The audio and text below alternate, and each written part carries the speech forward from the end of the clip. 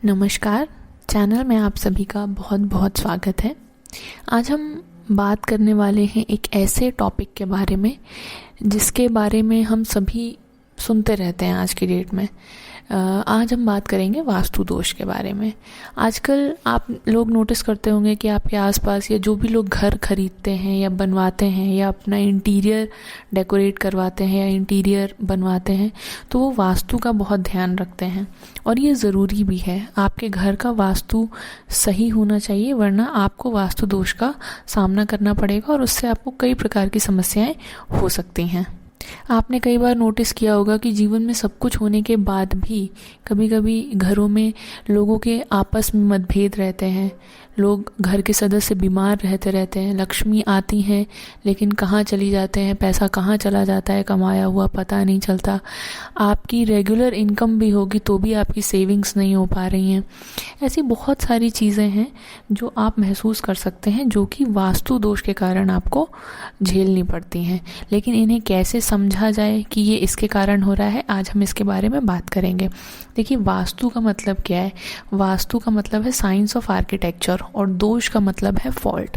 यानी कि आपका जो आर्किटेक्चर है, यानी कि जो घर बना हुआ है या बिल्डिंग है या घर है, उसमें जो उसका आर्किटेक्चर है उसमें जो प्रॉब्लम है, उसमें जो फॉल्ट है, वो क्रिएट करता है वास्तु दोष को। देखिए, कोई भी बिल्डिंग हो, घर हो, कुछ भी हो, वो एक प्रकार की एक ऊर्जा से बना होता है। यानी कि उसमें उसके अंदर एनर्जी होती है, और उस एनर्जी में अगर बैलेंस नहीं है तो वो वास्तु दोष की तरफ बढ़ेगा।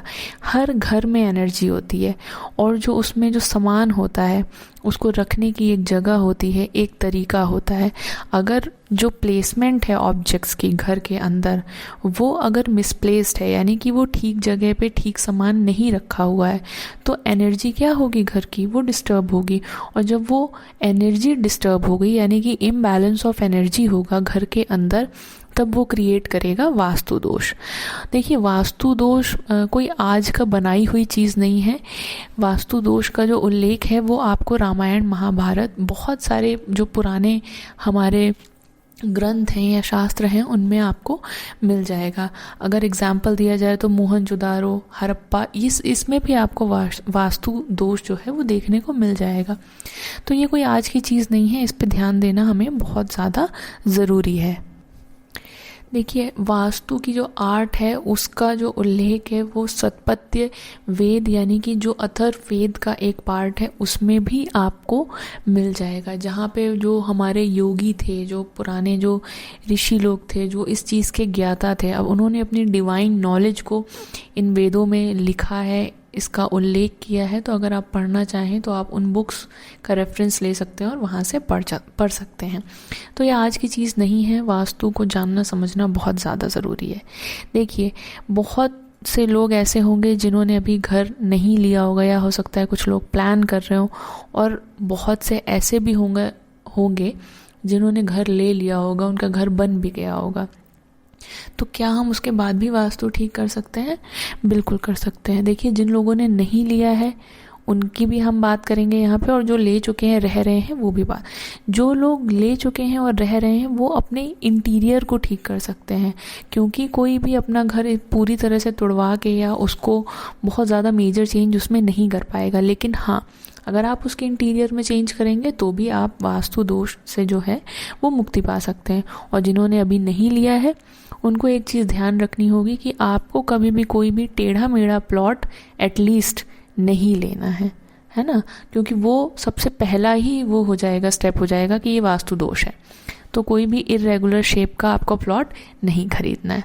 चलिए अब आगे बात करते हैं। देखिए, वास्तु दोष एग्जैक्टली करता क्या है? आपकी जो एक लाइफ है, आपकी ज़िंदगी में जो डेली बेसिस पे चीज़ें हो रही हैं, उन सब में एक हर्डल क्रिएट करना, यानी कि ऑब्स्टिकल क्रिएट करना, और एक नेगेटिव ऊर्जा आपके आसपास बनाना।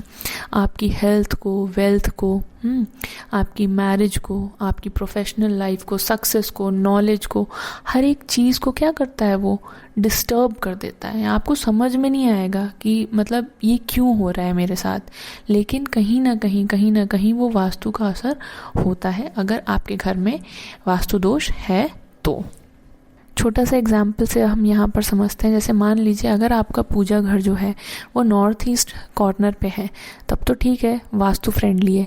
लेकिन अगर साउथ वेस्ट कॉर्नर में है तो वो वास्तु दोष माना जाता है। इसी तरह से अगर आपका बेडरूम है वो साउथ वेस्ट कॉर्नर में है, तब तो ठीक है, लेकिन अगर नॉर्थ वेस्ट में है तो ये एक वास्तु दोष माना जाता है। बात करते हैं कितने प्रकार के वास्तु दोष होते हैं। ठीक है, तो हम 5 तरह के वास्तु दोषों को कंसिडर करते हैं: रेसिडेंशियल, कॉमर्शियल, इंडस्ट्रियल, वास्तु हमारी दैनिक जीवन में, और स्पिरिचुअल। रेसिडेंशियल में क्या क्या चीज़ें हमें देखनी होती हैं कि वास्तु आपके बेडरूम का कैसा है, kitchen, drawing room, living room, puja room, study, bathroom, store room, locker room, और आपके घर में जो बालकनी होती है, सीढ़ियाँ होती हैं, विंडो, गेट, बहुत सारी चीज़ें जो हैं हमें इसमें देखनी होती है। इसी तरह से कॉमर्शियल में हमें क्या देखना होगा कि आपका जो ऑफिस है वो किस डायरेक्शन में है, उसमें मंदिर किस जगह है, स्टाफ कहाँ बैठता है, आप खुद कहाँ बैठते हैं। इंडस्ट्री का है तो आपको उस पूरी इंडस्ट्री को लगाने से पहले आपको देखना होगा कि वो जगह कैसी है। ये सारी चीज़ें डेली लाइफ में आप कहाँ पे इसे देखेंगे कि आपका career, health, wealth, business development, marriage, happiness, आपकी जो नींद है। ये बार आपने देखा होगा कि बार बार आपका एक्सीडेंट हो रहा है या घर में किसी का एक्सीडेंट हो रहा है, भले छोटा मोटा हो, बार बार चोट लगना, कहीं से गिर जाना, गाड़ी से लड़ जाना, इस तरह की चीज़ें अगर हो रही हैं तो ये भी वास्तु दोष का कारण हो सकता है। अब बात करते हैं कि कैसे आप इसके इफ़ेक्ट को जानेंगे। देखिए, अगर आपकी नॉर्थ ईस्ट डायरेक्शन में, घर में अगर नॉर्थ ईस्ट डायरेक्शन में वास्तु दोष है तो क्या क्या लक्षण आपको देखने को मिल सकते हैं। पहला, फैमिली डिस्प्यूट, यानी कि आपस में जो परिवार है उसमें प्रॉब्लम, बिजनेस में परेशानी, बिजनेस में डिस्प्यूट, डाइवोर्स की नौबत आ सकती है, बच्चों का बिहेवियर बहुत ख़राब हो सकता है, घर में फ्रीक्वेंट सर्जरी यानी कि बार बार हॉस्पिटल जाना या एक्सीडेंट होना, खर्चे बहुत ज़्यादा बढ़ जाना, आपकी अगर कोई एफडी वगैरह हैं उनको बार बार अगर आपको तुड़वाने की ज़रूरत पड़ रही है तो वो भी वास्तु दोष का कारण है। बात करें अगर साउथ वेस्ट डायरेक्शन में वास्तु दोष है तो शादी में देरी होगी, बहुत ज़्यादा खर्चे बढ़ जाएंगे, बुरी आदतों की लत लगेगी, पैसे खर्च होंगे, रिलेशनशिप में प्रॉब्लम आएगी हस्बैंड और वाइफ के बीच में। अगर साउथ ईस्ट डायरेक्शन में वास्तु दोष है तो आपको एक डर रहेगा हमेशा चोरी का, कि आपके घर में चोरी होने की संभावनाएं बढ़ती हैं।